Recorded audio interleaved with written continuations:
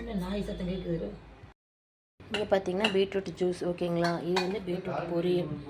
Beetroot ஜூஸுக்கு என்ன போட்டிருக்குன்னா beetroot மரநெல்லிக்காய் ஒரு 4, அதுக்கப்புறம் ஒரு 4-5 கருவேப்பிலை போட்டு நல்லா அரைச்சி வச்சுருக்காங்க ஓகேங்களா குடிக்கிறதுக்கு. ஓகே, பீட்ரூட் பொரியலுக்கு படத்துக்கு வச்சு எண்ணெய் ஊற்றி கடுகு கொஞ்சம் சின்ன வெங்காயம் கொஞ்சம் வதக்கி தூக்கி போட்டு அதை பீட்ரூட் எடுத்து போட்டு கொஞ்சம் தண்ணி ஊற்றினோம்னா பீட்ரூட் பொரியல் ரெடி.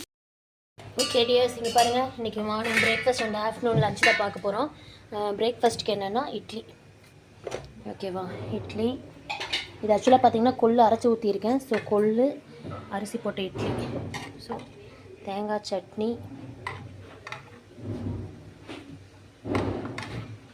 சட்னி கத்திரிக்காய் குழம்பு ஓகேவா.